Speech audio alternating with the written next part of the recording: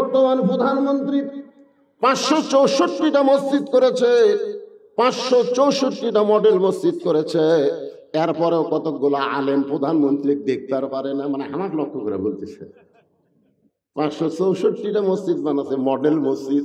ধরে কোন কি মসজিদ? যেই প্রধানমন্ত্রী 564টা মসজিদ করলো, অথচ আলেমরা সেই প্রধানমন্ত্রীকে দেখতে পারে না। নেতা ভাষণ দিয়ে যখন চলে গেল, আমি তখন বললাম, নেতা ভাই তুমি তো ভাষণ দিয়ে চলে যাও, তুমি তো বক্তার ওয়াজ শোনো না।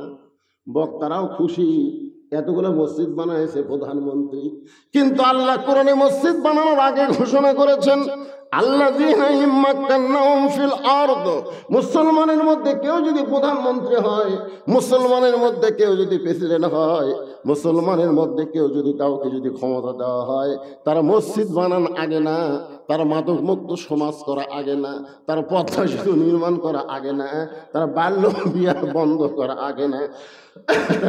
এক নম্বর কাজ হলো আকামুস সালাত, নামাজ কায়েম করা। নামাজ যদি কায়েম না হয়, এতগুলা মসজিদ বানায় কোনো লাভ হবে না। কারণ বিশাল মসজিদে এক কাতার মুসল্লিও হয় না। ধরে কোন কথা ঠিক কিনা? কথা কন না কেন? এক কাতারে হয় না। গোটা মসজিদের টাইলস করা, যাই দেখি সামান্য জায়গা পরিষ্কার। মুয়াজ্জিনকে বললাম, কে ভাই এই সামান্য জায়গা পরিষ্কার কেন? আযান হয়, আকামত হয়, কেউ আসে না হুজুর, তো খামাখা মসজিদ ঝাড় দিয়ে লাভ কি? আমি নামাজ পড়ি আল্লাহু আকবার করে, এই জায়গা দুটা গামছার বাড়ি মারি, আকামত দিয়ে একলা একলাই নামাজ পড়ি, কেউ আসে না। তো খালি মসজিদ বানালে হবে না, এই এলাকার সমস্ত যুবকদেরকে 5 ওয়াক্ত নামাজ মসজিদে আদায় করা লাগবে। ধরে কোন কথা ঠিক কিনা? আল্লাহ রাসূল বলেছেন, লা সালাতা লা ঈমানা, যার নামাজ নাই তার কোনো ঈমান নাই। ভালো করে শোনেন, লা সালাতা লা দীনা, যার নামাজ নাই তার কোনো ধর্ম নাই। বাইনাল আবদি ওয়াল কুফরি তারকুস সালাত, বান্দার কাফেরের মধ্যে পৃথক করার জিনিসটার নামই হলো নামাজ।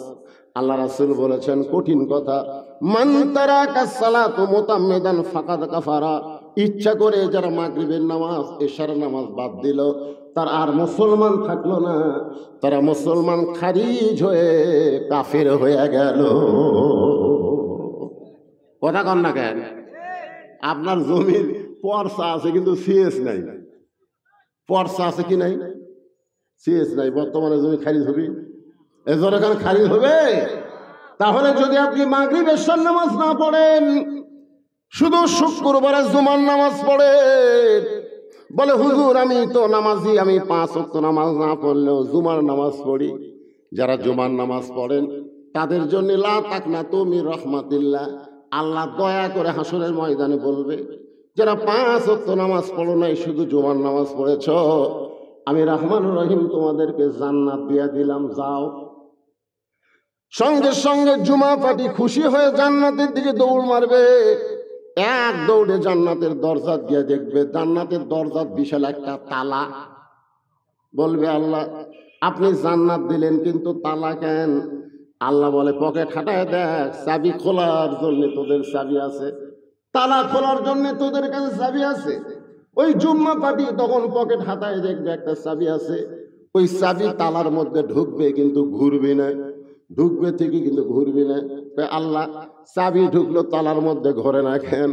আল্লাহ কয়, পাগল রে, তালার মধ্যে 5টা দাগ আছে, তোর চাবির মধ্যেও 5টা দাগ থাকা লাগবে, দাগে দাগে মিল হলে কুট্টুস করে তালা খুলবে। এখন দেখ তো তোর চাবিতে দাগ আছে কিনা। বলে, আল্লাহ আমার চাবি হলো তেল তেলা। আল্লাহ বলবেন, ফজর জোহর মাগরিব এশা এই 5 ওয়াক্ত নামাজের দাগ যদি চাবিতে না থাকে, ওই জান্নাতের তালা কোনোদিন খুলবে না। যারা শুধু জুম্মার নামাজ পড়েন, বড় জোর তারা জান্নাত দেখতে পারবেন কিন্তু ভিতরে ঢুকতে পারবেন না। এখন যারা জুম্মা পার্টি কথা কয় না, কি কথা কন না, তাহলে নামাজ 5 ওয়াক্ত নামাজ আদায় করা লাগবে। আল্লাহর নবী কিন্তু 5 ওয়াক্ত নামাজ পাইছে নবুয়তের 10ম বৎসরে, 10 বৎসরে যখন নবী, তখন এই 5 ওয়াক্ত নামাজ পাইছে লাইলাতুল মেরাজে। সুবহানাল্লাহ। কয় ওয়াক্ত? 5 ওয়াক্ত নামাজ নিয়ে নবী চলে আসলেন মক্কায়। মক্কায় আসার পরে নবী নামাজ কায়েম করতে পারলেন না। এই নামাজ পাওয়ার আরো 3 বছর নবী মক্কায় ছিলেন। নবী সর্বসাকুল্যে নবী হওয়ার পরে মক্কায় ছিলেন 13 বছর। জোরে কোন কয় বছর? তাহলে নামাজ যখন পাইছে তখন কয় বছর? 10 বছর। একটু হা হুকারি ধরেন, আমার কথা কি আপনারা বুঝতে পারতেছেন না? তাহলে 10 বছর নামাজ পাইলেন, 13 বছর পর্যন্ত নবী মক্কায় থাকলেন, কিন্তু নামাজ কায়েম করতে পারলেন না। প্রকাশ্যে জামাতে নামাজ আদায় করতে পারতেছেন না। সাহাবীরা বললেন, ইয়া রাসূলুল্লাহ, হুজুর মক্কায় কি নামাজ কায়েম হবে না? মাইকের সামনে এরকম করতেছে কেন বাবা? এই মাইক আলা, সবাই তো শুনবার পাচ্ছে, আবার কি ভমভমি শব্দ দাও? তাহলে 5 ওয়াক্ত নামাজ কি কায়েম হবে না? আল্লাহ রাসূল বললেন, সাহাবীরা রে, 5 ওয়াক্ত নামাজ যদি কায়েম করতে চাও তাহলে যিনি ইমাম হবেন তাকেই নেতা হওয়া লাগবে। 5 ওয়াক্ত নামাজ যদি কায়েম করতে চাও তাহলে যিনি নামাজ পড়াবেন তাকে আবার সমাজের নেতা হওয়া লাগবে। জোরে কোন কি হওয়া লাগবে? আজকে আমাদের বাংলাদেশে নেতা একজন, ইমাম আর একজন। ইমাম লিখছে কেশিয়ারের কাছে দরখাস্ত আমার এলাকায়, যে চাচা আমার বেতন খুবই কম, চাচা সব জিনিসের দাম বেড়ে গেল, সব জিনিসের একটা পেঁয়াজের দাম 100-র উপর গেল, যেভাবে জিনিসের দাম বাড়তেছে আমার বেতন তো বাড়তেছে না। আজ 5 বছর হলে 4,000 টাকা করে দেন, একটু বেতন বাড়ান। কেশিয়ার সিটির উত্তরে লিখছে, তোর মন চাইলে পড়া, না চাইলে আর এক মসজিদ ধর।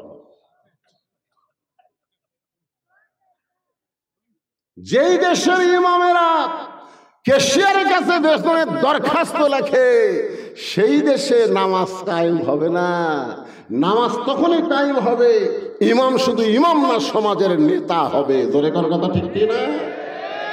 আল্লাহ রাসূল নবুয়তের 10 বছরে নামাজ পড়লেন, কিন্তু মক্কায় নামাজ কায়েম হলো না। এই নামাজ কায়েম হলো মদিনায়। সর্বোত্তম রাসূল হিজরত করে যখন মদিনায় গেলেন, একটা মসজিদ নির্মাণ করলেন, যে মসজিদের নাম হলো মসজিদে কোবা। ধরে কোন মসজিদের নাম কি? আপনি হজ করছেন? আপনি করছেন? মাশাআল্লাহ, এই 3টে হাজিরে। মসজিদে কোবার ভিতরে 2টা রাকাত নামাজ পড়লে একটা উমরা হজের সওয়াব আল্লাহ দান করে। এটাই হলো দুনিয়ার সর্বপ্রথম মসজিদ, যেটা মদিনায় রাসূল তৈরি করলেন। মদিনায় গিয়ে দেখলেন একটা সুন্দর জায়গা। রাসূল বললেন, এই জায়গার মালিক কে? মদিনার এক আনসার বলল, হুজুর যাই মালিক তাই তো মরে গেছে, তার 2টা সন্তান এখন জায়গার মালিক হচ্ছে। আল্লাহ রাসূল এতিম 2 সন্তানকে ডাক দিলেন, ডাক দিয়ে নিজের 2 উরাতের উপরে 2 জনকে বসালেন। সুবহানাল্লাহ বলেন। বসায় বললেন, বাবা এই জায়গার মালিক এখন তোমরা, জায়গাটা আমার খুবই পছন্দ।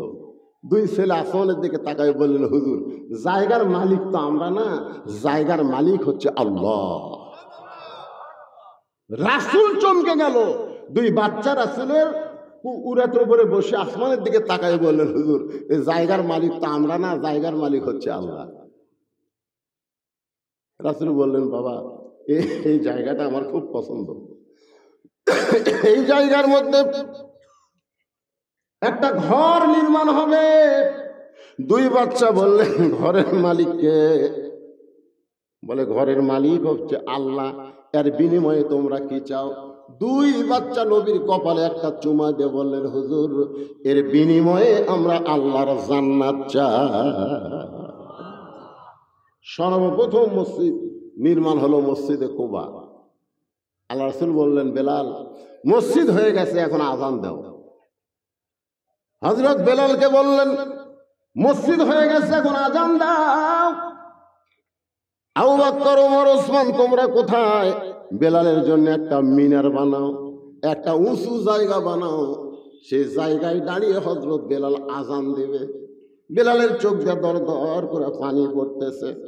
আল্লাহ রাসূল বলে, বেলাল আযান দেওয়ার কথা শুনে তুমি কাঁদো কেন? বেলাল বলে, রাসূলুল্লাহ গোপনে একদিন লা ইলাহা ইল্লাল্লাহ জিকির করেছি, এই জিকির করার কারণে আমার জিবার মধ্যে ওরা পেরেক মারছে, সারা রাত বুকে পাথর চাপা দিয়ে রাখছে। আজকে এমন একটা পরিবেশ পাইলাম, যেই পরিবেশ আমি বেলাল মিনারে দাঁড়িয়ে আল্লাহু আকবার বলে আযান দিব।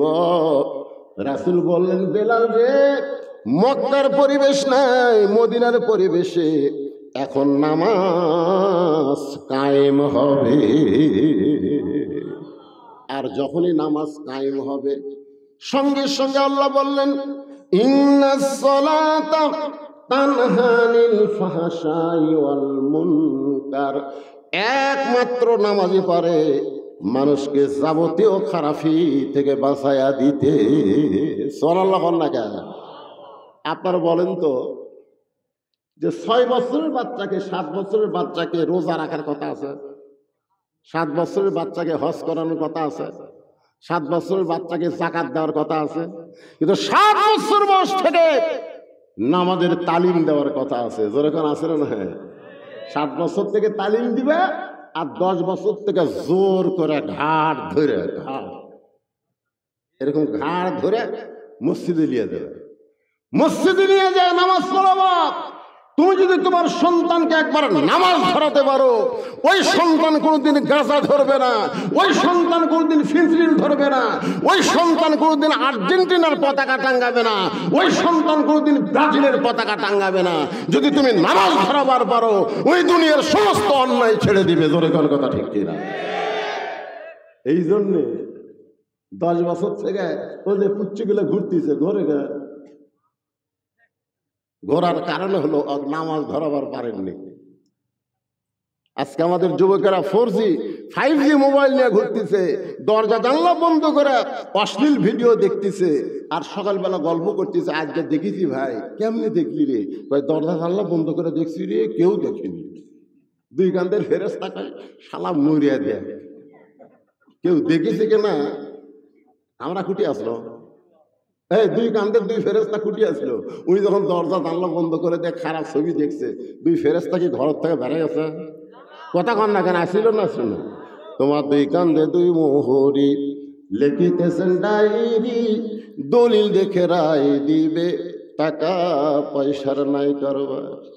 নামাজ কায়েম হয়ে গেল, নামাজ কায়েম হয়ে গেল মদিনায়। আল্লাহর নবী যখন আসরের নামাজ পড়াচ্ছেন, খুব খেয়াল করবেন, 5 ওয়াক্ত নামাজের মধ্যে একটা নামাজের নাম হলো আসরের নামাজ। জোরে কোন কোন নামাজ? এমন সময় আল্লাহ তাআলা ফেরেশতা জিবরাইলকে পাঠাইলেন, যাও জিবরাইল যাও, নবীর উপরে কোরআনের আয়াত নাজিল করো। নামাজ পড়া অবস্থায় নবীর উপরে আল্লাহ কোরআনের আয়াত নাজিল করলেন। নামাজ শেষ হয়ে গেলে রাসূল বললেন, সাহাবীরা, তোমরা জানো আজকে নামাজের ভিতরেই আমার উপরে কোরআনের আয়াত নাজিল হয়েছে। সাহাবীরা বলে, হুজুর, আমরা জানবো কেমনে? আপনি জানালে আমরা জানবো। সুবহানাল্লাহ। রাসূল বললেন, যে আয়াতে কারিমা নাজিল হয়েছে, এই আয়াতটি তোমরা শুনতে চাও? সাহাবীরা বললেন, হুজুর, শোনার জন্য ব্যাকুল হয়ে আছি, আপনি বলেন। রাসূল বললেন, শুধু শুনলে হবে না, সামিনা ওয়া তাআনা, শুনলে কিন্তু আমল করা লাগবে। সুবহানাল্লাহ বলেন, সুবহানাল্লাহ বলেন। খালি শুনলে হবে? আচ্ছা, আল্লাহ রাসূলের উপরে আসরের নামাজের সময় যে আয়াতটা নাজিল হয়েছে, এটা সাহাবীরা শুনবে। রাসূল বললেন, শুধু শুনলে হবে না, এটা ধরা লাগবে। কি করা লাগবে? ধরা লাগবে। হুজুর বললেন, তাহলে শোনো, আয়াতটা হলো, ইয়া আইয়ুহান নাবিয়্যু হারসিল মুমিনিনা আলাল কিতাল। সাহাবীরা বুঝবার পারছে, কেন আরবি তো, সাহাবীরা আরবি বোঝে কি বোঝে না? এই কথা আমার বোঝে কি বোঝে না? যেই বলছে ইয়া আইয়ুহান নাবিয়্যু হারসিল মুমিনিনা আলাল কিতাল, সমস্ত সাহাবী চমকে উঠছে। সব সাহাবী চমকে উঠছে, কারণ বুঝবার পারছে এই আয়াতের বাংলা অর্থ কি। আপনারা কি বুঝবার পারছেন? এই আয়াতের বাংলা অর্থ হলো, হে রাসূল, খালি জামাতবদ্ধ হয়ে 5 ওয়াক্ত নামাজ পড়লে হবে না, জামাতবদ্ধ হয়ে কাফেরদের মোকাবেলা করতে হবে। যে কোনো সময় মক্কার কাফেররা মদিনা আক্রমণ করতে পারে, আর মদিনা আক্রমণ করলে নামাজ দিয়া দোয়া দিয়া আপনি মদিনা রক্ষা করতে পারবেন না। মদিনা রক্ষা করতে গেলে মক্কার কাফেরদের বিরুদ্ধে অস্ত্র ধরা লাগবে। জোরে কোন, কি ধরা লাগবে?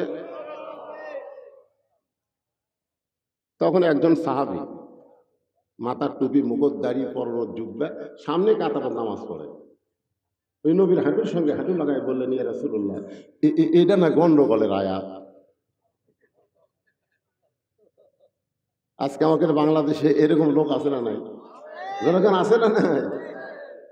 কোরআনের ওয়াজ শুনবে, সারা রাত কোরআনের ওয়াজ শুনবে, কিন্তু কোরআন বিজয়ের কথা বললি ওদের কলিজাত আগুন ধরে যাবে। জনগণ কথা ঠিক কি না? কারণ কোরআন থাকবে মৌলবীর কাছে, কোরআন থাকবে মসজিদে, কোরআন থাকবে মাদ্রাসায়, কোরআন সমাজের মধ্যে নিয়ে আসে কেন রে?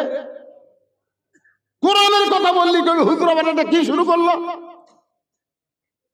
এই টুপিওয়ালা দাড়িওয়ালা জুব্বাওয়ালা নবীর হাঁটুর সঙ্গে হাঁটু লাগায় বলতে যে হুজুর এটা একটা গন্ডগোলের আয়াত।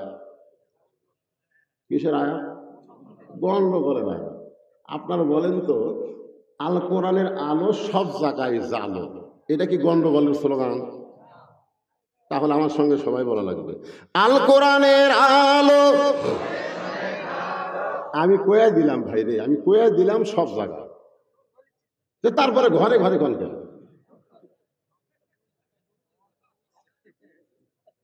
না খালি ঘরের মধ্যে জ্বললি হবে, বেড়া করা লাগবে না? আপনি ঘরের মধ্যে কোরআন শরীফ পড়লেন, পড়ে বের হয়ে দেখেন যে একটা বেপরদা মেয়ে মানুষ রাস্তা ঘুরতেছে। এখন সেই বেপরদা মেয়ে মানুষ আপনার চোখের মধ্যে ঢুকে গেছে, চোখ ঢুকলে খালি চোখত থাকে, ওটা এই জায়গাটা আবার ঢুকে গেছে, মেমোরি হচ্ছে। এখন জোহরে নামাজ পড়বার যা নিয়ত করতেছেন, ইলা জিহাদের কাবাতে শরীফত, খালি বলতেছে রাস্তা কি দেখলাম রে। তাহলে আল কোরআনের আলো শুধু ঘরের মধ্যে জ্বালালে হবে না, সব জায়গায় জ্বালাতে হবে। এটা কি গন্ডগোলের স্লোগান? হ্যাঁ, যখন গন্ডগোলের। আল কোরআনের আলো, কোরআন হাদিস যেখানে, দুনিয়ার মুসলমান লিল্লাহে তাকবীর। দুনিয়ার মুসলমান যে এক হয় তার প্রমাণ হলো আল্লাহর ঘর। আমি নিজের চোখে দেখছি, আসরের নামাজ হুজুর নাই, যেরকম কি নাই, হুজুর নাই। 3 জন মুসল্লি ঢুকে খালি ঘড়ি দেখতেছে। ওই 3 মুসল্লি আবার 3 দল করে। ঘর কয়টা আর দল কয়টা? 3 দলের 3 জন খালি ঘড়ির দিকে তাকা আছে, হুজুর নেই। নামাজের সময় হয়ে গেল, হুজুর ঢুকলি তার সামনে দিবে। তা আমি এখন দেখে চিন্তা করলাম, আমি ঢুকলি তো আমাকে সামনে দিবে, না ঢুকবো না, দেখি আর কি করে।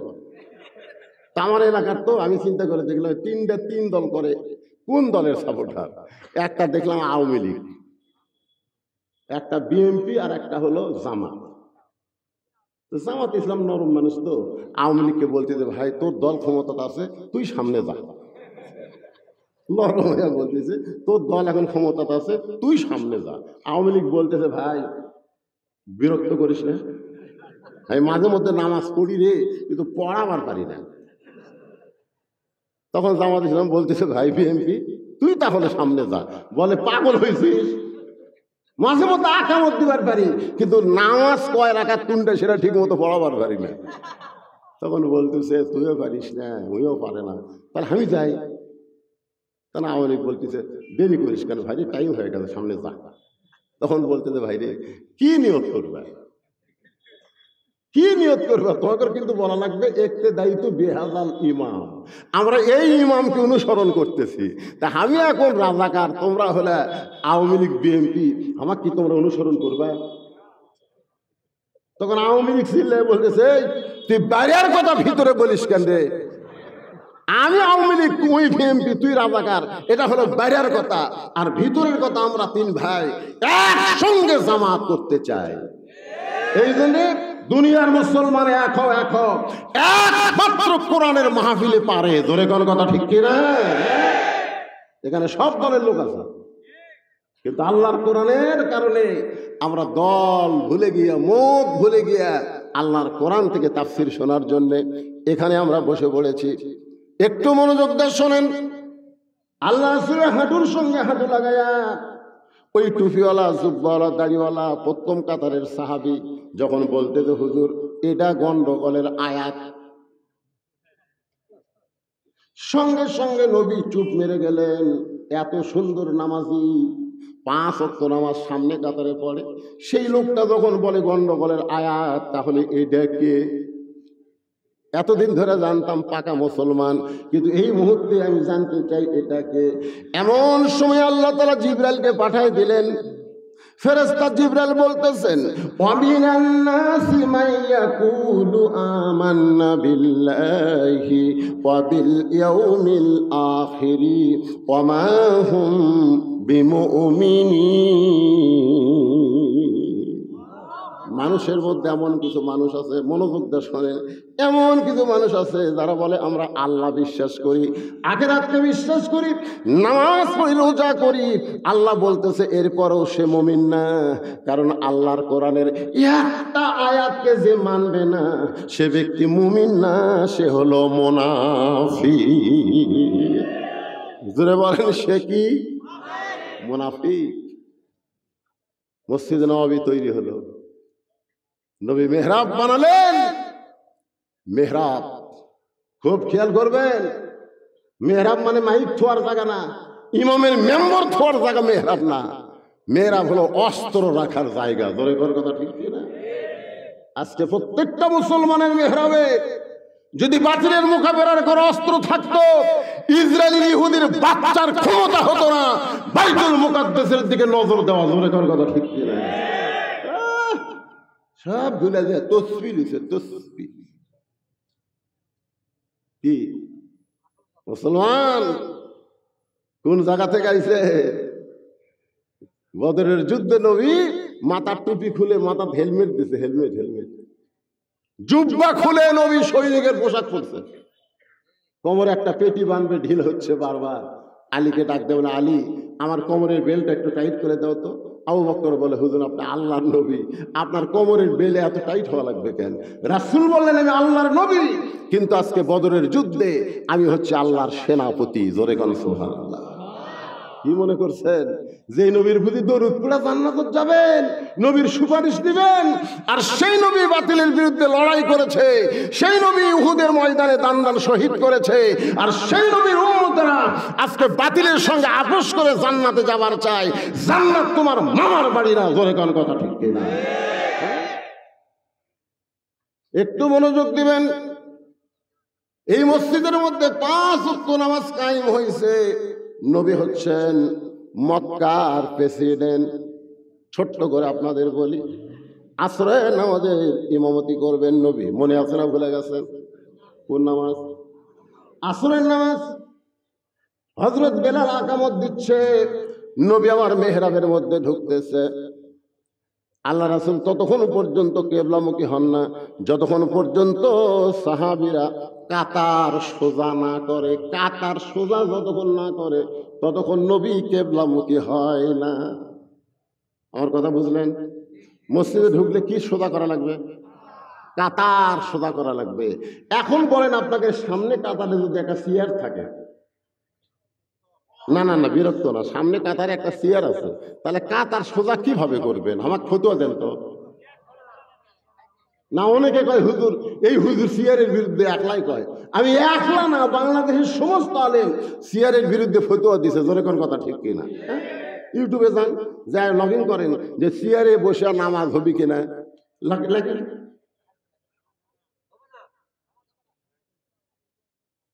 পায়ের গোড়ালির সঙ্গে গোড়ালি মিল করা লাগবে। যে বেটা চেয়ারে বসছে আর পায়ের গোড়ালি ফুটে গেছে। আমাকে একজন বলতে, হুজুর চেয়ারে কি নামাজ হবে না? আমি হবে, হবে, চেয়ারে নামাজ হবে, বাড়িতে হবে। তুমি অসুস্থ, তোমার ঠ্যাং ভাঙ্গিছে, তোমার মাথা ভাঙ্গা, তুমি বাড়িতে নামাজ পড়ো। লা ইউকাল্লিফুল্লাহু নাফসান ইল্লা উসাহা। আল্লাহ তোমাকে এমন কিছু কঠিন করে দেয়নি যে তুমি বসতে পারবা না, দাঁড়াবার পারবা না, তারপরেও তোমাকে জামাত করা লাগবে, এই কথা আল্লাহ কয়নি। যতদিন পর্যন্ত দাঁড়ায় নামাজ পড়তে না পারবা, বাড়ির চেয়ারত পড়ো, কিন্তু মসজিদে আসলে তোমাকে কাতার সোজা করা লাগবে। যেরকম কি সোজা? কাতার সোজা। যতক্ষণ কাতার সোজা হয়নি ততক্ষণ নবী কিবলামুখী হয়নি। সুবহানাল্লাহ। হযরত বেলাল আকামত দিচ্ছেন। আকামতের মধ্যে 2টা শব্দ আছে, কদ কামাতিস সালাহ, কদ কামাতিস সালাহ। আপনারা বলেন তো কদ কামাতিস সালাহ শব্দের অর্থ কি? এবারে আপনারা কি বিরক্ত হচ্ছেন?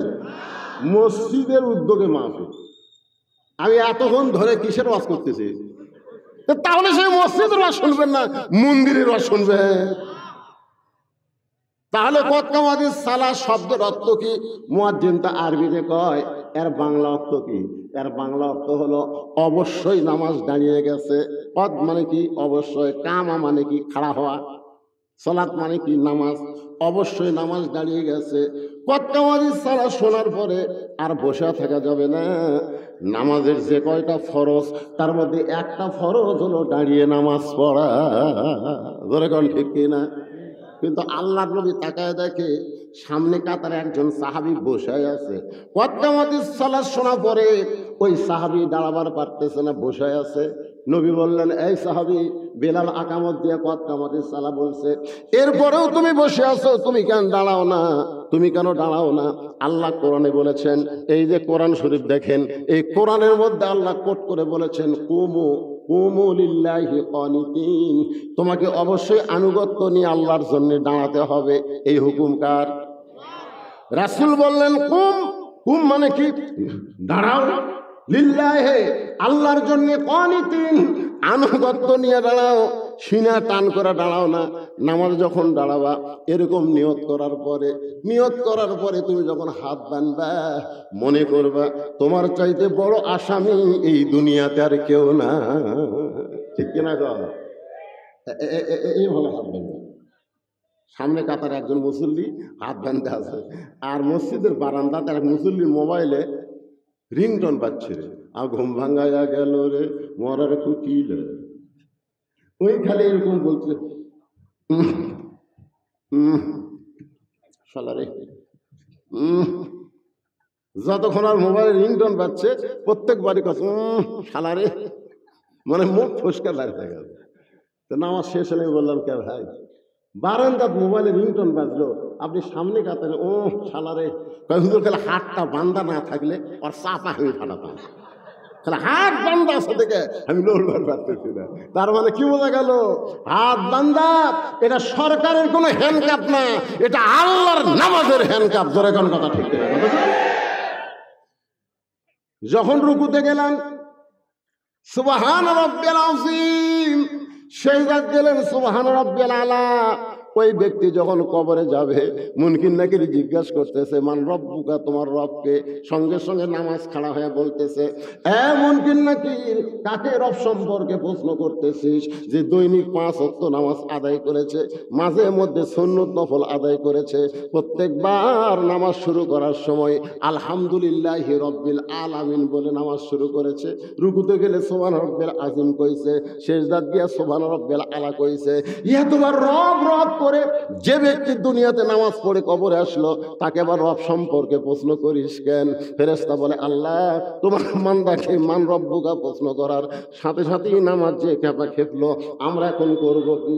আল্লাহ বলে, ফেরেশতা, তোমরা সাক্ষী থাকো, যেই ব্যক্তি নামাজ আদায় করে কবরে আইছে, রবের উত্তর তার হয়ে গেছে। নামাজ আদায় করে যারা কবরে যায়, তাদেরকে মান রব্বুকা প্রশ্নের উত্তর দেওয়া লাগবে না, এটা অটোমেটিক হয়ে যাবে। ধরে কান সুবহানাল্লাহ। আল্লাহ নবী বললেন, দাঁড়াও। সবাই দাঁড়াইছে, আর তুমি বসে আছো কেন? এমন সময় ওই সাহাবী কাঁদতেছে। রাসূল কয়, কান্দো কেন? বলে, কান্দার কারণ হলো আজকে 3 দিন হলে না খাওয়ার কারণে আমার দেহটা এত দুর্বল হয়ে গেছে। হুজুর, আপনি বলেছেন যখন মুয়াজ্জিন আজান দিবে, পুরুষ মানুষ তারা বাড়িতে নামাজ পড়তে পারবে না। আপনি বলেছেন আজান দিলে পুরুষ মানুষকে মসজিদে আসতে হবে। আমি হামাগুড়ি দিয়ে মসজিদের বারান্দায়, আমার মন বলতে যে সামনে কাতারের ফজিলত বেশি, শুধুমাত্র ফজিলত পাওয়ার আশায় সামনে কাতারে বসে গেছি। কিন্তু মুয়াজ্জিন বেলাল যখন আকামত দেয়, আমি বারবার দাঁড়াবার চাই, কিন্তু আমার দেহ দুর্বল হওয়ার কারণে আমি দাঁড়াবার পারতেছি না। এই কথা বলার সঙ্গে সঙ্গে আল্লাহ নবী ডাক দিলেন, ওসমান। সুবহানাল্লাহ বলেন। নবীর অনেকগুলো সাহাবী, তার মধ্যে নবী ডাক দিলেন কাকে? ওসমানকে। কারণ নবী যখন মদিনার প্রেসিডেন্ট ছিলেন, ওই সময় নবীর ওসমান ছিল খাদ্যমন্ত্রী, অর্থমন্ত্রী। জোরে কোন কি মন্ত্রী? অর্থমন্ত্রী, খাদ্যমন্ত্রী। আল্লাহ নবী যখন মদিনার প্রেসিডেন্ট ছিলেন ওই সময় ধর্মমন্ত্রী হলেন আবু বক্কর। কয়টা মন্ত্রীর নাম শোনেন, দেখেন তো মন্ত্রীর সাথে দপ্তরের সাথে তাদের মিল আছে কিনা। ধর্মমন্ত্রীর নাম হলো আবু বক্কর। ধরেছেন ধর্মমন্ত্রীর নাম কি? আইন মন্ত্রীর নাম হলো হযরত উমর। আইন মন্ত্রীর নাম কি? আর শিক্ষা মন্ত্রীর নাম হলো হযরত আলী। হযরত আলীর মতন শিক্ষামন্ত্রী যদি বাংলাদেশে থাকতো তাহলে আগডম বাগডম ঘটম সাজো, ঢাক ঢোলক ঝাঁঝর বাজো, এই মিথ্যা শিক্ষা দিয়ে একটা সার বেতন পেত না। জোরে কর কথা ঠিক কিনা? জালিকাল কিতাবুল আলাইহি হুদাল্লিল মুত্তাকিন, যারা শিক্ষা দিবে এদের বেতন খালি বেরিয়ে যাবে। জোরে কর কথা ঠিক কিনা? এমন এক শিক্ষামন্ত্রী হবে ভাই, আয় রে 90% মুসলমানের দেশে কোরআনের মাদ্রাসা ভিক্ষা করা লাগবে কে রে?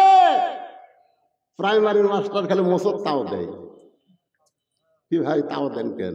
আরবি পড়ান না কে? আর আমরা আইনে আই দিয়ে লাউ ভরা দিয়ে লাল গেল বল মাসে তাই না দেখে ভোগন নাচে, এই মিথ্যা শিক্ষা দিয়ে মাস গেলে 50,000 পাই। তখন আমরা গালো থেকে শর্ট দেখ ওই মরা না এলে এটা কোন দেশ রে? এটা কোন দেশ? কয়েকদিন আগে আমি গেছিলাম ইসলামপুর, জামালপুর ইসলামপুর, ধর্মমন্ত্রী এলাকা। জোরে কোন কি মন্ত্রী? ধর্মমন্ত্রী। আশ্চর্য। খালি মন্ত্রিত্ব দিলে হবে না, ধর্মের সাথে তার সম্পর্ক থাকা লাগবে। জোরে কোন কথা ঠিক কিনা? আল্লাহ রাসূল বললেন, সাহাবীরা আমার ধর্মমন্ত্রী আবু বকরকে তোমরা চিনো? সাহাবীরা বললেন, হুজুর চিনবো না কেন? সে হলো আপনার 1 নম্বর সাহাবী। রাসূল বললেন, খালি এই চিনলে হবে না, আজকে জোহরের সময় স্বয়ং আল্লাহ তাআলা আমার আবু বকরকে সালাম দিয়েছে। সুবহানাল্লাহ। স্বয়ং আল্লাহ তাআলা আবু বকরকে সালাম দিয়েছে। নবী চমকে বলে, জিবরাইল আমার আবু বকরের মধ্যে এমন কি গুণ আছে যে গুণের কারণে আল্লাহ সালাম দিল? জিবরাইল বলতেছে, হুজুর আমি তাই জানি, আল্লাহ খালি কইলো আবু বকরকে সালাম দিয়ে পুছে দাও, কিন্তু আবু বকর তো আপনার কাছে নাই। এই সালামটা আপনি আবু বকরকে পৌঁছায় দিবেন আর বলবেন আল্লাহর আরশ থেকে আবু বকরকে সালাম দিয়েছে। নবী চমকে গিয়ে বলে, জিবরাইল আমার আবু বকর এমন কি আমল করে যে আমল করার কারণে আল্লাহ সালাম দেয়? জিবরাইল বলে, হুজুর আপনি তদন্ত করে দেখেন তো কোন আমলের কারণে আল্লাহ আবু বকরকে সালাম দেয়। দুনিয়ার সবাই যখন ঘুমায় গেছে এমন সময় নবী আমার তদন্তে বের হয়েছে। তদন্ত করতে গিয়া আবু বকরের জানলার পাশে দাঁড়াইছে। বিষাক্ত সাপ যেমন ফসফস শব্দ করে এমন করে কান্নার আওয়াজ আবু বকরের ঘরের ভিতর থেকে আসতেছে। নবী চমকে গেল, যে মানুষটা জান্নাতের 1 নম্বর সেই মানুষ কেমন করে গভীর রাত্রে কেন কান্দে? নবী কিছুই বললেন না। ফজরের সালাম ফিরাইয়া নবী আবু বকরের মুখের দিকে তাকায় থাকলেন, মুখটা মলিন, চোখ ভরা পানি। রাসূল বললেন, সাহাবীরা রে তোমরা সবাই একটু ঘরের বাহিরে যাও, মসজিদের বাহিরে যাও, আবু বকরের সঙ্গে আমার গোপন কিছু গল্প আছে। সবাই যখন চলে গেল নবী ডাক দিলেন, আবু বকর এমন কি আমল করো বাবা যে আমল করার কারণে আরশের আল্লাহ তোমারে সালাম দেয়? গাছের গোড়া কাটলে গাছটা যেমন ঠাস করে পড়ে যায়, আবু বকর তেমনি পড়ে গেলেন মসজিদ নববীর মাজায়। রাসূল কপালে চুমা দিলেন, আবু বকর এই খবর শুনে তুমি খুশি না হয়ে কান্দো কেন? আবু বকর বলে, হুজুর আমার মতন একজন সাধারণ মানুষকে, আমার মতন একটা সাধারণ মানুষকে আরশের আল্লাহ কেন সালাম দেয় আমি নিজেও জানি না। রাসূল বলে, আবু বকর আমিও জানতাম না, জিবরাইলও জানতো না, কিন্তু তদন্ত করে দেখেছি দুনিয়ার সবাই যখন ঘুমায় তখন তুমি এমন করে কান্দো কেন? আবু বকর বলে, রাসূলুল্লাহ আমার বড় ভয় হাসরের ময়দানে আল্লাহ যদি সবাইকে জান্নাত দেয় আর যদি বলে একটা ব্যক্তি জাহান্নামে যাবে, আমার মনে হয় সেই একটা ব্যক্তি যদি আবু বকর হয়। রাসূল বলে, আবু বকর যার কলিজায় যত আল্লাহর ভয় তার জন্য আরশের আল্লাহর সালাম হয়। লিল্লাহি। আইনমন্ত্রীকে কেমন আইনমন্ত্রী? এই কেমন আমাদের বাংলাদেশের আইনমন্ত্রী নাই? কথা কোন আছে না নাই? আর উমর আইনমন্ত্রী। যে উমর সম্পর্কে রাসূল বলেছে আমার পরে কেউ যদি নবী হতো লাউ কানা উমর, জোরে গান সুবহানাল্লাহ। অর্থমন্ত্রীর নাম কি? ওসমান গনি। জোরে বলেন নাম কি? ওসমান গনি। রাসূল ডাক দিলেন ওসমান, সঙ্গে সঙ্গে ওসমান বলে লব্বাইক রাসূলুল্লাহ। আল্লাহ নবী বলেন ওসমান তোমার এই ভাই, এ ভাই মনোযোগ দিয়ে শোনেন, তোমার এই ভাই আজকে 3 দিন হলে না খেয়ে আছে। কয় দিন? না খাওয়ার কারণে বেলাল আকামত দিচ্ছে, দাঁড়াবার পারতেছে না।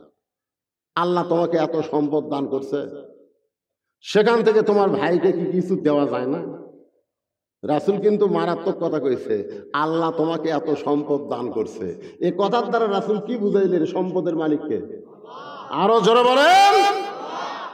পকেটের টাকা আছে, ব্যাংকের টাকা আছে। হ্যাঁ কি হুজুর আমার ভবিষ্যতে কোনো চিন্তা নেই, আমার ব্যাংকে 20 লাখ টাকা আছে, খালি মরে দেখ চিন্তা আছে না?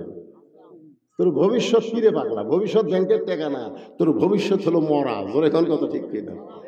বাংলাদেশে এক বাপ মরে গেছে, ছেলে মেয়েরা টাকা নিয়ে ভাগ করতে করতে বাপ যে মরিছে ওরা খেয়ে নেই। 48 ঘন্টা হয়ে গেছে, লাশ খুলে উঠছে। পাশের লোকরা চিন্তা করে এই বাড়ির মুরব্বী মরে গেল, তার দাফন কখন হবে, জানাজা কখন হবে, কোনো ঘোষণাই তো হলো না। ওরা বাড়ির মধ্যে ঢুকে দেখে ওরা কে কোন ব্যাংকের টাকা নিবি, কে কোন বাসা নিবি, এই যে গন্ডগোল লাগছে।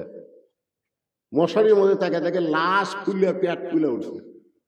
তখন আশেপাশের লোকেরা পবিত্র করে পরিষ্কার করে ওকে কাপড় পরা জানাজা করে কবর দিছে, তাও বাচ্চা কাচ্চার হুঁশ হয়নি। আর ভবিষ্যৎ হলো টাকা যারা জমা করে থবে তাদের ভবিষ্যৎ হলো সন্তানের মধ্যে গন্ডগোল লাগাই দিয়ে যাওয়া। তোর এখন কথা ঠিক কথা কর না কেন?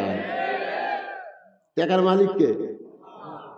হ্যাঁ, রাসূল বলেন ওসমান আল্লাহ তোমাকে এত সম্পদের মালিক বানায় দিস, তোমার এই ভাই 3টা দিন হলে না খেয়ে আছে, তোমার ভাইকে তুমি কি কিছুই দিবার পারবা না? ওসমান গনি চোখের পানি বের করে কান্দার বলে রাসূলুল্লাহ আমার ভাই 3 দিন হলে না খেয়ে আছে, এইটা যদি আমি আগে জানতাম তাহলে নিজে না খাইয়া আমার ভাইয়ের বাড়িতে খাবার পৌঁছাইয়া দিতাম। সুবহানাল্লাহ কয় না? আপনার কি বিরক্ত লাগতেছে? এই বিরক্ত লাগে, ওটা ভাষা করেন কেন? ওটা ভাষা কি জন্য করেন বলেন? পেশাব লাগতেছে? আল্লাহর কোরআনের মহব্বতে কিছুটা সময় পেশাবকে কন্ট্রোল করেন, সারা জীবনের জন্য আল্লাহ পেশাব কন্ট্রোল করে দিবে। কারণ এইটা তুইয়া মুইয়া কোনো কিতাব না ভাই, এই কিতাবে আল্লাহ বলেছেন ওয়ানুনাজ্জিলু মিনাল কোরআন মা হুয়া শিফা। কোরআনকে ইজ্জত করো, পেশাব লাগার পরে ওঠো না, কোরআন নামক ওষুধ দিয়ে পেশাব জাতীয় তোমার সব ব্যারাম আল্লাহ ভালো করে দিবে। মা আচ্ছা আমার কাছে হুজুর আমার বেটার বউ খালি কান্দে, দেখেন তো কোনো তাবিজ আছে কিনা। আমি কই কে রে বেটার বউ কান্দে, কি তাবিজ দেবো? আমি কই আপনার ছেলে আমার কাছে পাঠিয়ে দিবে। তোর ছেলে আমার কাছে আসলে এই তোর বেটা তোর বউ বলে কান্দে, তোর মা আমার কাছে তাবিজ চাই। হুজুর আমি তো ঠিক মতো পারি না। হুজুর তো পারিস না, শালা বিয়ে করতে পারে। আজকে যারা পেশাব কন্ট্রোল করতে পারে না, কোরআনের মাহফিল থেকে একাধারে উঠে বসে আবার যায় আবার আসে, এরকে বউগুলা ওভার ডিউটি মারবি। জোরে কোন কথা ঠিক কিনা? মরদ গুলো সব মরদ। সরকার দিছে 22 বছর বয়সের পর বিয়ে করো, একটার বউ থাকবি না, কারণ 22-এর আগে আমি সব শেষ করছি। এই যে রাস্তা ঘোরাঘুরি করতেছে, আর মরদ মরদ হলে রাস্তা ঘুরবি, খালি মিস কল মারতেছে। মিস কল মারা লাভ কি রে? সারা জীবন কছে তুমি ছড়া আমার এক রাত মনে বছর গেল, তুমি আমার জীবন বিয়ে করে যে ঘরে যাচ্ছে আর হয় না, আর হয় না কেন? কোরআনের মাহফিলের সাথে বেয়াদবি করেন না বাজান, বেয়াদবি করেন না। এটা এমন একটা কিতাব যেই কোরআন সম্পর্কে আল্লাহ নিজেই বললেন ওয়ানুনাজ্জিলু মিনাল কুরআনি মা হুয়া শিফাউ ওয়া রাহমাতুল লিল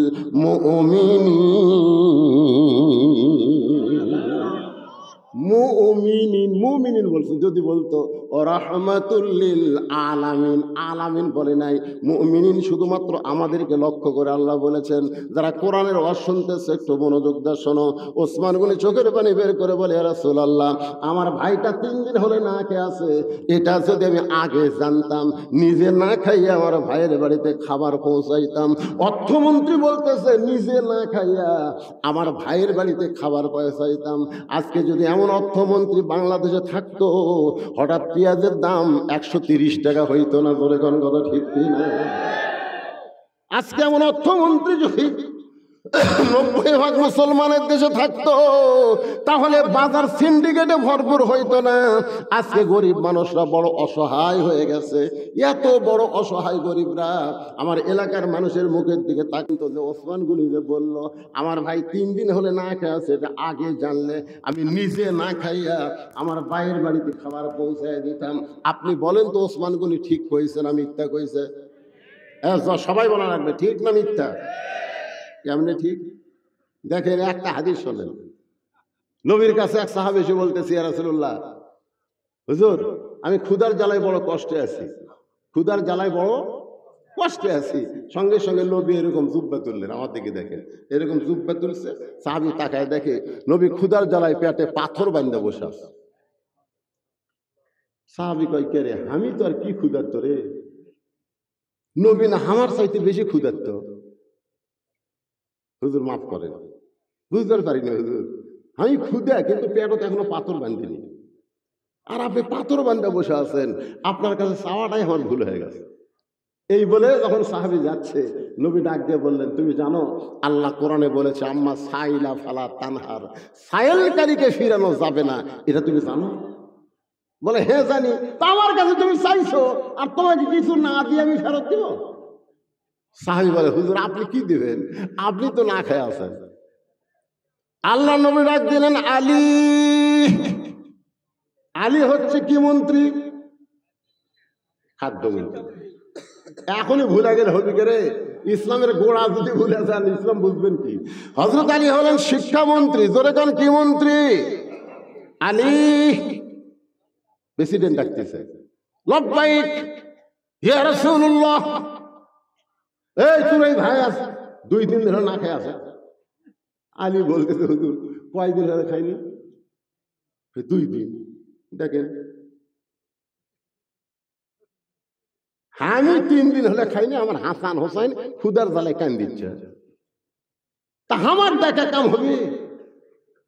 রাসূল কয়, পাগলা, তো দেওয়ার জন্য ডাকিনি রে, তুই যে শিক্ষামন্ত্রী, এই জন্য তোকে অর্থমন্ত্রীর কাছে একটা চিঠি লেখার জন্য ডাকছি। শিক্ষামন্ত্রী চিঠি লিখবো অর্থমন্ত্রীর কাছে, চিঠির মধ্যে লেখো 2000 টাকা ওসমান গনি যেন গরিবকে দিয়ে দেয়, আর চিঠির নিচে আমার নামটা লেখা দিও। এখন আপনারা বলবেন, হুজুর নবী কি লিখতে পারে না? না, নবী লেখা পারদর্শী না। হযরত আলী চিঠি লিখলেন ওসমান গনির কাছে, নিচে লিখলেন আল্লাহর নবীর নাম।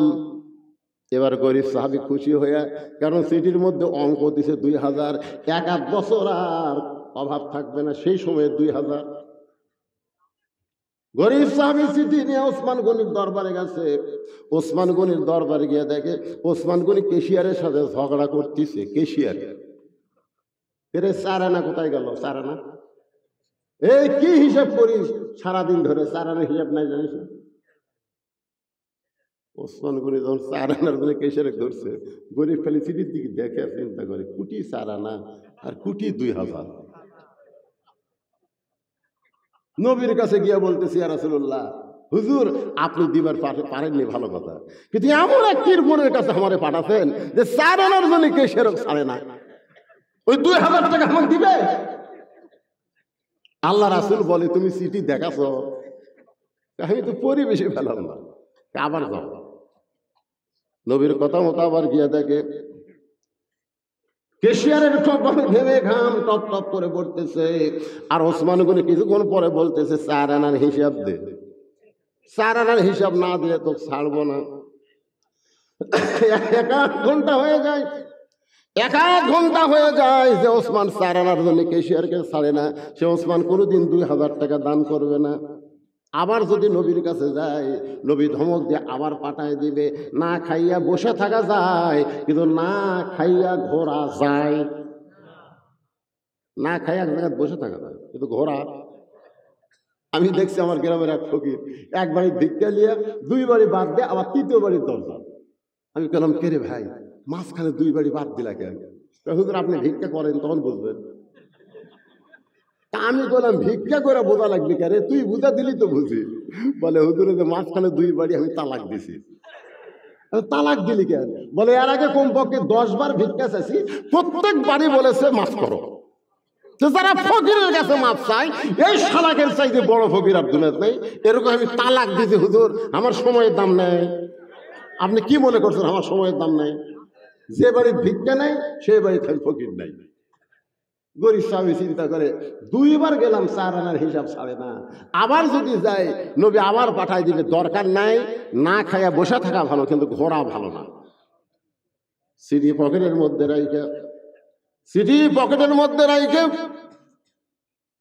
গরিব সাহাবী যখন গোপন রাস্তা দিয়ে পলাবার যায়, এমন সময় দেখে রাস্তার মাথায় হযরত আলী দাঁড়ায় আছে। শিক্ষামন্ত্রী হযরত আলী রাস্তার মাথায় এভাবে জোড়হাত করে বলতেছে, ভাইজান তোমার যে চিঠি লিখে দিলাম, তার বিনিময় হিসাবে 2টা টাকা কি আমাকে দেওয়া যায় না? তোমার কাছে ভিক্ষা চাচ্ছি না, দান চাচ্ছি না। আমি শিক্ষামন্ত্রী হয়ে যে তোমার চিঠি লিখে দিলাম, এর বিনিময়ে কি 2টা দিরহাম আমাকে দিবা না? আমার হাসান হোসাইন বড় না খেয়ে কাঁদতেছে। ভাই রে, 2টা টাকা দাও। এই 2 টাকার বিনিময়ে হাসান হোসাইনকে আমি একটু খাওয়াবার চাই। গরিব কান্দে। আলী বলে, কান্দো কেন? বলে, আপনি শিক্ষামন্ত্রী হয়ে আপনার সন্তানরা না খেয়ে আছে, কিন্তু আপনি দেখেন এই চিঠিখানা আমার পকেটের মধ্যে, এখন পর্যন্ত এই চিঠি ওসমানের কাছে আমি দিবার পারি নাই। আলী বলতেছে, কারণ কি? বলে, 2 বার গেছি, কেশিয়ারের সঙ্গে ঝগড়া করতেছে 4 আনার হিসাব দিয়ে। যেই বেটা 4 আনার হিসাব ছাড়ে না, সেই বেটা কোনোদিন গরিবকে 2000 টাকা দিবে না। আলী ধমক দিয়ে বলে, পাগল, এই চিঠি আল্লাহর রাসূল লিখেছে। আলী লিখেছে তা কিন্তু না, কারণ নবী যা কিছু করে নিজেই করে না, নবী করে আমার আল্লাহর ইশারা। মায়ান্তিকু পড়েন, মায়ান্তিকু আনিল হাওয়া ইন হুয়া ইল্লা ওয়াহুন ইউহা। যা আবার আলীর ধমকে গেছে, যা দেখে ওসমান গনি আর কেশিয়ার 2 জন আল্লাহর শুকরিয়া আদায় করতেছে। আলহামদুলিল্লাহ, আলহামদুলিল্লাহ, 4 আনার হিসাব মিলে গেছে। জোরে কাল সুবহানাল্লাহ। আপনাদের মনে হচ্ছে হুজুর 4 আনা কোনো পয়সা হলো? 4 আনাও গরিবদের, ধনীদের কাছে পয়সা। তুমি যদি হিসাব না করো, যাকাত দাও, তোমার একটা যাকাত আল্লাহর দরবারে আদায় হবে না। জোরে কোন কথা ঠিক কি না? তাই তাই তাই তাই হিসাব করা লাগবে। যেই মাত্র গরিব চিঠিখানা ওসমানের দরবারে দেয়, ওসমান চিঠিখানা পড়ে একটা চুমা খাইছে। চুমা খাওয়ার পরে বলতেছে, ভাইজান এই চিঠি কে পাঠাইছে? গরিব সাহাবী বলে, নিচের দিকে তাকায় দেখেন আল্লাহর নবীর নাম লেখা আছে, আল্লাহর নবী এই চিঠি পাঠাইছে। সঙ্গে সঙ্গে ওসমান গনি চিঠিতে একটা চুমা দিয়ে বলে, ভাইজান এই চিঠি কে পাঠাইছে? গরিব পাইকার, আল্লাহর নবী এই চিঠি পাঠাইছে। সঙ্গে সঙ্গে ওসমান গনি চিঠিতে একটা চুমা দিয়ে বলে, ভাইজান এই চিঠি কে পাঠাইছে? গরিব মনে মনে কয়, তুই 4 আনার জন্য কেশিয়ার ছাড়িস না। চিঠির মধ্যে 2000 টাকার অঙ্ক দেখে তোর মাথা পাগলা হয়ে গেছে। এই চিঠি আল্লাহর নবী পাঠাইছে। সঙ্গে সঙ্গে ওসমান গনি চিঠিতে একটা চুমা দিয়ে বলে, ভাইজান এই চিঠি কে পাঠাইছে? গরিব চিল্লাই বলে, তোর টাকার আমার দরকার নাই। তিনবার নবীর নাম বললাম। এরপরেও যখন জানতে চাস কে পাঠাইছে, তোর টাকার আমার দরকার নাই। রাগ করে নবীর কাছে গিয়ে বলে, রাসূলুল্লাহ আপনি দিবার পারবেন না ঠিক আছে, কিন্তু এমন কৃপণ ওসমানের কাছে আমারে কেন পাঠাইছেন? তিনবার আপনার নাম বললাম, আপনি চিঠি পাঠাইছেন, কিন্তু আমার কাছে খালি শুনবার চাই চিঠি কে পাঠাইছে, আর নাম বলি নাই হুজুর। রাগ করে আপনার কাছে নালিশ দিলাম। নবী চোখের পানি বের করে বলে, আমার অর্থমন্ত্রী তো এমন হওয়ার কথা না। আমার অর্থমন্ত্রী কি বাংলাদেশের টাকা বিদেশে পাচার করলো নাকি? অর্থমন্ত্রী কেন এমন করে ফেরত দিল? আমার অর্থমন্ত্রী তো এমন হওয়ার কথা না। এই কথা নবী যখন চিন্তা করে, এমন সময় দরজায় তাকায় দেখে অর্থমন্ত্রী ওসমান এক বস্তা টাকা মাথায় নিয়ে দাঁড়ায় আছে। নবী বলে, বাবা ওসমান, তোমার ভাইকে 2000 টাকা দান করার কথা বলেছি, কিন্তু 2000 টাকা না দিয়ে এক বস্তা টাকা কেন নিয়ে আইছে? ওসমান গনি কান্দের বলে, রাসূলুল্লাহ প্রথম চিঠি পাওয়ার কারণে আমার ভাইকে আমি 2000 টাকা দেওয়া নিয়ত করেছি, আর বারবার নিয়ত করেছি যতবার আপনার পবিত্র নাম বলবে প্রত্যেকবার 2000 করে টাকা পাঠায় দেব। এ পর্যন্ত 3বার আপনার নাম বলেছে, এই 3বার নাম বলার কারণে 6000, আর চিঠির কারণে 2000, এই 8000 টাকার বস্তা আপনার হাতে দিলাম। আপনার পবিত্র হাত দিয়া আমার গরিব ভাইকে দিয়া দেয়। সাহাবীও কান্দে, নবীও কান্দে। আল্লাহ ওসমানকে কি দিব? আল্লাহ বলে কোনো কিছুই দেওয়া লাগবে না, জ্ঞানী ডিগ্রি দিয়া ওসমানকে আপনার অর্থমন্ত্রীর দায়িত্ব দিয়া দেন। জোরে কন্যা সুবহানাল্লাহ। সে ওসমানকে নবী বলতেছে, ওসমান আল্লাহ তোমাকে এত সম্পদ দান করেছে, তোমার গরিব ভাইটা না খেয়ে বসে আছে, তুমি কি তাকে খাবার দিবার পারো না? ওসমান গনি চোখের পানি বের করে বলে, হুজুর আমার ভাই 3 দিন হলে না খেয়ে আছে, এটা যদি আমি আগে জানতাম নিজে না খাইয়া আমার ভাইয়ের বাড়িতে খাবার পৌঁছাইতাম। সঙ্গে সঙ্গে নবী মুস্কি হাসিয়ে বললেন, রে গরিব সাহাবী, আজকের মতো তুমি বসে বসে নামাজ পড়ো, নামাজ শেষ হয়ে গেলে তুমি ওসমানের কাছে যাবে, ওসমান এমন দেওয়া দিবে তোমার আর কোনোদিন না খেয়া থাকা লাগবে না। সুবহানাল্লাহ। না খেয়া আল্লাহর ধন ওসমানকে দিয়া আল্লাহ গেছে খালি হইয়া, আল্লাহর ধন ওসমানে দিয়া আল্লাহ কাছে খালি হইয়া, কেউ কোনদিন ফিরবে না রে ওসমানেরই দরবারে। যদি এই কথা কয় সওয়াব হবে না পাপ হবে? আরো জোরে গান কি হবে? নবী বলতেছেন, নামাজ শেষ হলে ওসমানের কাছে যাইও, ওসমান এমন দেওয়া দিবে তোমার আর না খেয়ে থাকা লাগবে না। ওই দুর্বল সাহাবী ছোট বাচ্চার মতন কান্দে। রাসূল বলে, কান্দো কেন? নামাজ শেষ হলে ওসমানের কাছে যাবে, কান্দো কেন? বলে, ইয়া রাসূলুল্লাহ এখন পর্যন্ত আমার ঈমান বলতেছে ইন্না সলাতি, পড়েন ইন্না সলাতি ওয়া নুসুকি ওয়া মাহইয়ায়া ওয়া মামাতি লিল্লাহি রাব্বিল আলামিন। দুর্বল সাহাবী বলতেছে, হুজুর এখন পর্যন্ত আমার ঈমান বলতেছে ইয়াকা নাবুদু ওয়া ইয়াকা নাস্তাইন, আমি যার ইবাদত করি তিনি আমাকে সাহায্য করবে। এখন পর্যন্ত আমার ঈমান বলতেছে যার নামাজ পড়ি তিনি আমাকে সাহায্য করবে। যতক্ষণ পর্যন্ত আমার ঈমান বলবে যার নামাজ পড়ি তিনি আমাকে সাহায্য করবে, ততক্ষণ পর্যন্ত না খাইয়া খাইয়া মরে যাব, কিন্তু আমি ওসমানের দরজায় যাব না। লিল্লাহে তাকবীর। আপনারা বলেন তো, এই যে দুর্বল সাহাবীর এই ঈমান পাকা করেছে কোন ইবাদত? কথা কয় না, কোন ইবাদত? নামাজ। এখন পর্যন্ত ইয়াকা নাবুদু ওয়া ইয়াকা নাস্তাইন, কার ইবাদত করি? না খাইয়া খাই মরে যাব, কিন্তু আল্লাহ ছাড়া ওসমানের দরজাতে আমি যাব না। সঙ্গে সঙ্গে নবী জোড়হাত করে বললেন, আজকে আসরের নামাজ দেরিতে হবে, আজকে আসরের নামাজ দেরিতে হবে। এই কথা বলে নবী মেহরাব থেকে গরিব সাহাবীর দিকে পা বাড়ালেন। ওমর ফারুক নবীর জুব্বা টেনে ধরে বলতেছি, ইয়া রাসূলুল্লাহ, আপনার জুতার পরশে আল্লাহর আরশ ধন্য হয়ে যায়, আর আপনি মেহরাব ছেড়ে একটা গরিব সাহাবীর কাছে যাবেন কেন? আপনি খালি হুকুম দেন, আমি ধরে নিয়ে এসেছি। নবীর কথার উপর কথা মারতেছে। নবী কইছেন আমার শেষ হলে ওসমানের কাছে যাও, আর এই বেটা বলতেছে মরিয়া যাবো, তাও যাবো না। ওর কাছে আপনাকে যাওয়া লাগবে কেন? আপনি খালি কন নিয়ে এসে। আপনি কি সাধারণ মানুষ নাকি? আপনার জুতার পরশে আল্লাহর আরশ ধন্য হয়ে যায়। নবী তখন বলেন, ওমর সাবধান হয়ে যাও, যে দুই চোখ দিয়ে তাকে তুমি দুর্বল দেখতেছো, সে দুই চোখ বন্ধ করো, দুই চোখ বন্ধ করো। দুই চোখ চোখ না, মুসলমানের আর একটা চোখ থাকা লাগবে। জোরে কোন কথা ঠিক কিনা? দুই চোখ দিয়ে দেখে, এটা কার বাড়ি রে, এটা কার বউ রে, এটা কার বেটি রে। এই দুই চোখ আপনার জাহান্নামে নিয়ে যাবে।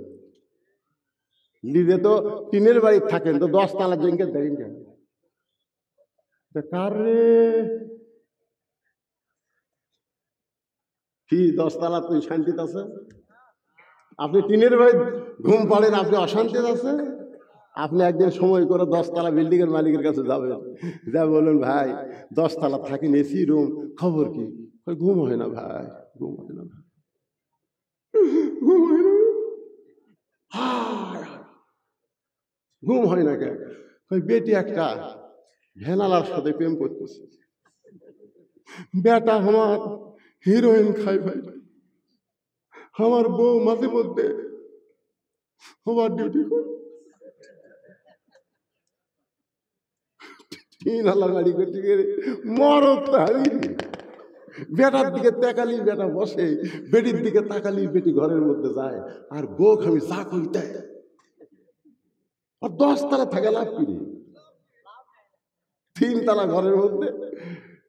আগে গেটের চাবি লাগাচ্ছে, শোনেন, গেটের চাবি লেগে টানতেছে, জাপানি তালা ঠিক মতো লাগছে কিনা, আবার দেয় 3 তালার ঘর, আবার শিবকাদি দিয়ে তারপরে ঘুমের বড়ি খাই ঘুম আসবে। আল্লাহুম্মা বিসমিকা বলতি ওপর তালার এক ইন্দু, বিড়াল নিচ তালা ইন্দু ধরা ধরে লাভ মারছে। যেই লাভ করে বউটা কি হয়েছে, এ চোরাইছে রে, চোরাইছে রে, চোরাইছে। নিচে টাকা দেখে বিলে ইন্দুর ফেটে। রে ঘুম নাই রে, মন খারাপ করা গেটের কাছে যায়, দেখে এক ভুটভুটি আলার তেল ঘুরে গেছে। ওই ধনী মানুষের গেটে ওই ভুটভুটি থুয়া, কয়েল টয়েল কিছু নেই,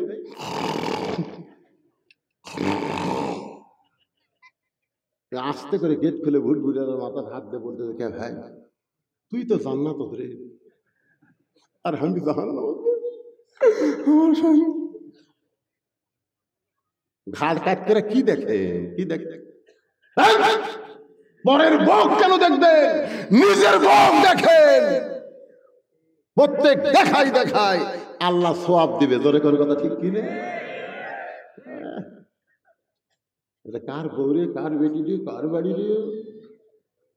এই দুই চোখ আমাকে ধ্বংস করে দিচ্ছে। ছোটবেলায় আমরা লেখাপড়া করেছি, একে চন্দ্র, দুয়ে পক্ষ, তিনে নিত্র, নিত্র মানে চোখ।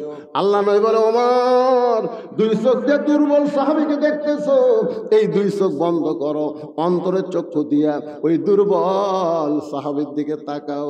সঙ্গে সঙ্গে হযরত ওমর দুই চোখ বন্ধ করে অন্তরের চক্ষু দিয়ে যখন তাকায়, আইন মন্ত্রী হযরত ওমর থরথর করে কাঁপতে কাঁপতে মসজিদ নববীর মধ্যে পড়ে যায়। সাহাবেরা বললেন, ইয়া রাসূলুল্লাহ, ওমর ফারুক পড়ে গেল, তার মাথাতে আমরা পানি দিব। আল্লাহ রাসূল বললেন, কোনো পানি দিও না, ও এক সময় হুঁশ ফিরে পাবে। চোখ বন্ধ করলে কি দেখলো আমরা সবাই ওমরের কাছে শুনতে চাই। সুবহানাল্লাহ না কেন? আল্লাহ রাসূল বলছেন, চোখ বন্ধ করো, দেখো যার কাছে আমি যাচ্ছি, তুমি আমার জুব্বা টানা ধরছো, তাকায় দেখো। ওমর ফারুক চোখ বন্ধ করে দেখে থর থর করে কাঁপতে কাঁপতে পড়ে গেছে। সাহাবীরা বলে, হুজুর ওমরের মাথাতে পানি দিব? রাসূল বলে, পানি দিও না, ও এক সময় হুঁশ ফিরে পাবে, ওর কাছে আমরা জানতে চাই চোখ বন্ধ করে দেখলো কি, যেটা দেখার পরে আর স্থির থাকতে পারলো না। সাহাবেরা বললেন, হুজুর তাহলে উমরের হুঁশ ফিরে আসো, আমরা শুনবার চাই। উমর ফারুক কি দেখলেন? আজকে বাংলার মুসলমান, আমাদের সেই দেখার দরকার আছে না নাই? কারা কারা দেখবেন আল্লাহকে একটু হাত দেখান তো দেখি। লিল্লাহে তাকবীর।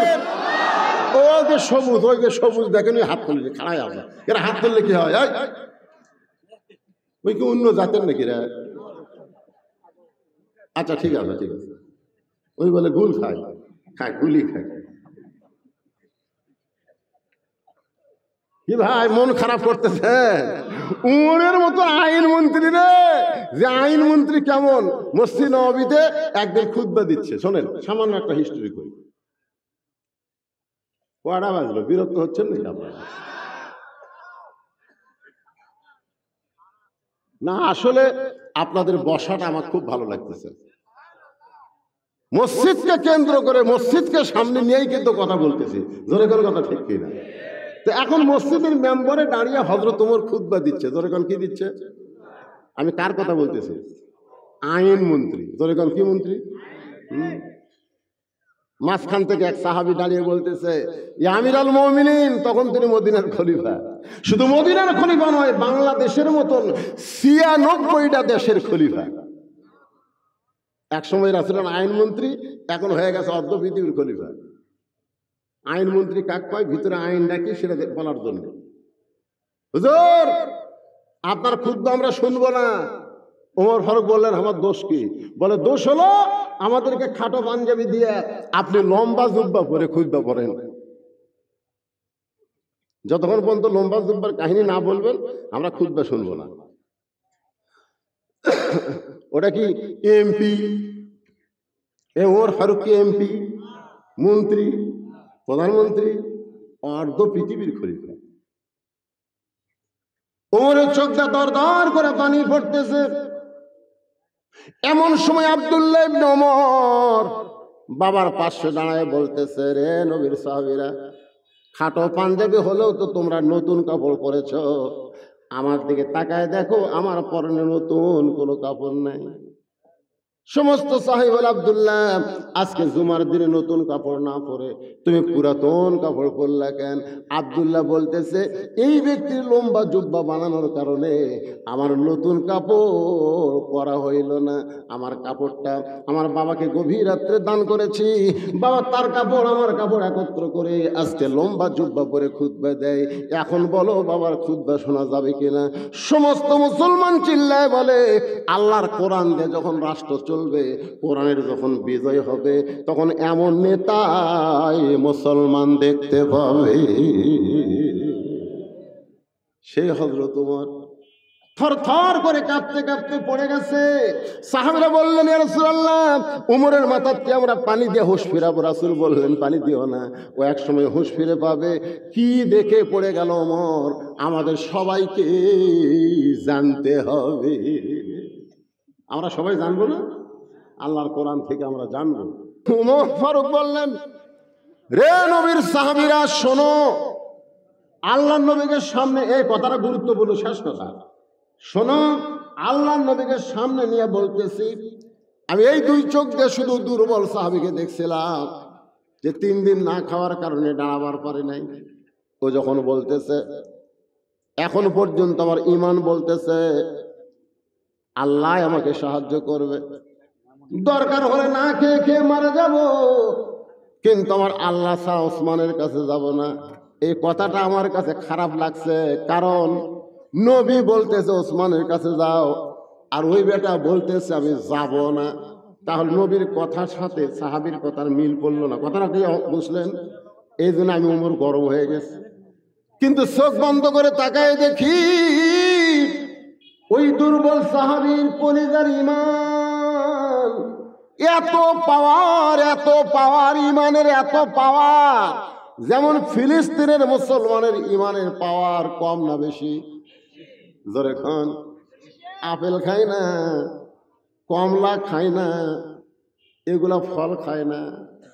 এখন আল্লাহ তাআলা ফিলিস্তিনকে বিজয় দিবে, দেখবেন অল্প দিনের মধ্যে দেখা যাবে ইসরায়েল ম্যাচ গোটায় ফিলিস্তিন থেকে পালায় যাবে।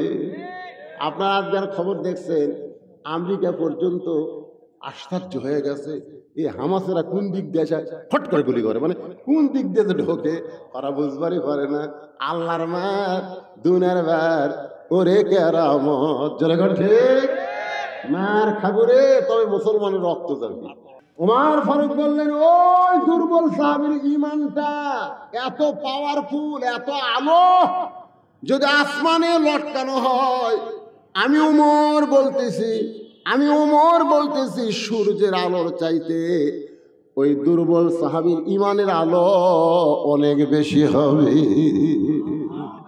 মোনাজাতের আগ দিয়ে আমার সঙ্গে যারা পারেন তারা গুনগুন করে গাবেন, আর যারা পারেন না তারা চুপ করে শুনবেন। ঈমানের দাবি যদি কুরবানি হয়, সেই দাবি ঘরে বসে থাকা না। জিনিসপত্র দাম কমবে ঘরত বসে থাকলে।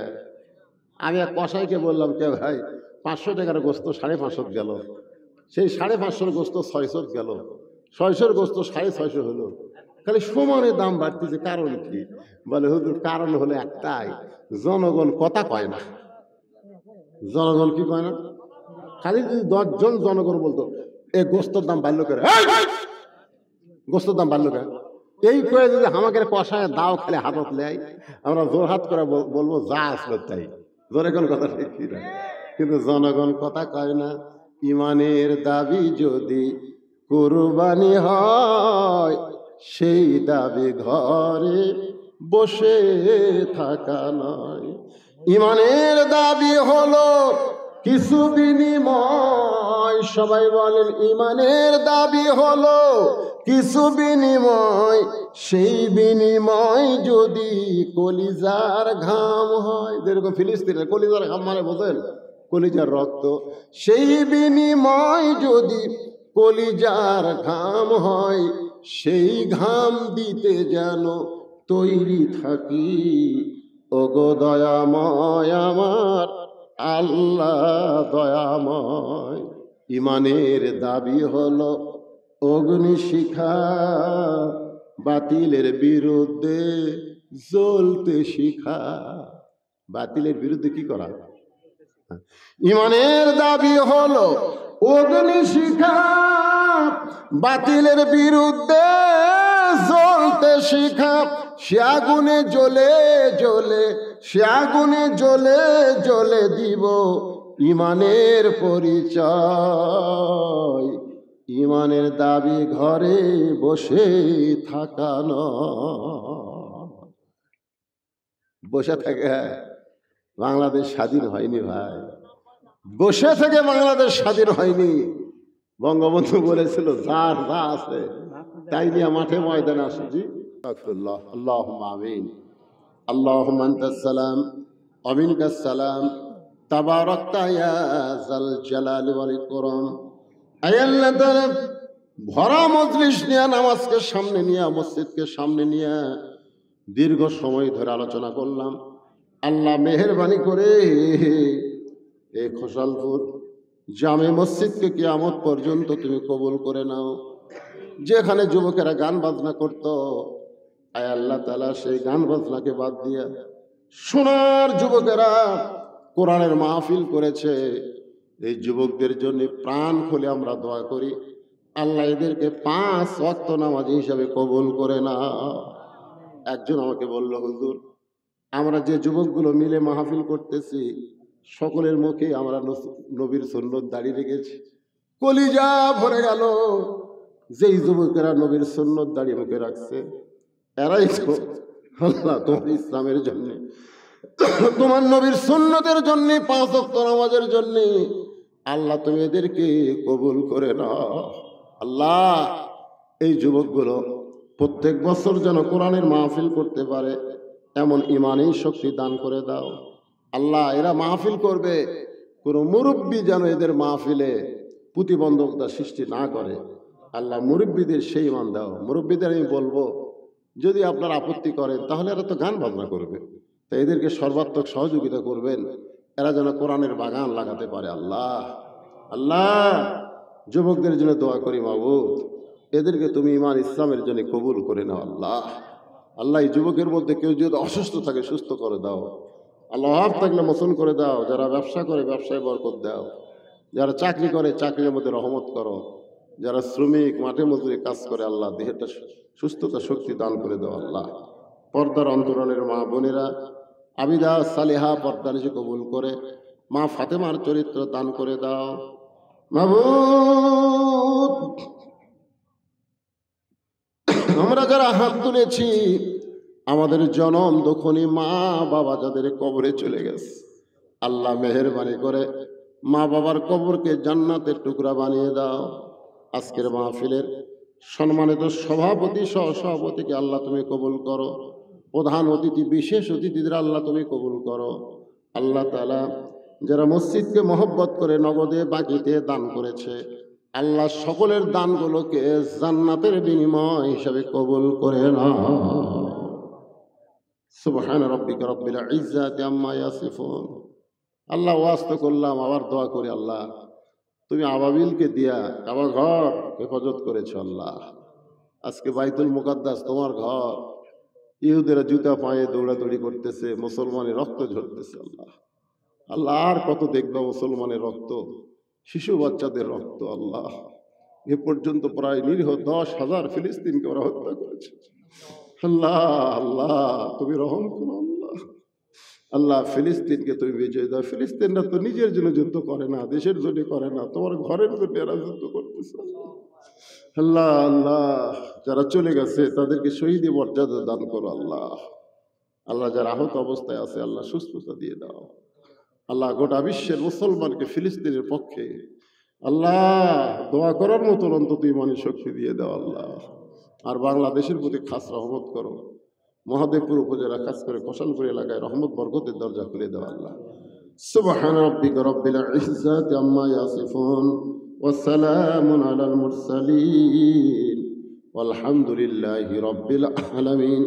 ওয়াজাল আখিরা কালিমাতুন ইনদাল মাউত লা ইলাহা ইল্লাল্লাহু মুহাম্মাদুর রাসূলুল্লাহ সাল্লাল্লাহু আলাইহি ওয়াসাল্লাম। আসসালামু আলাইকুম ওয়া রাহমাতুল্লাহি ওয়া বারাকাতুহু।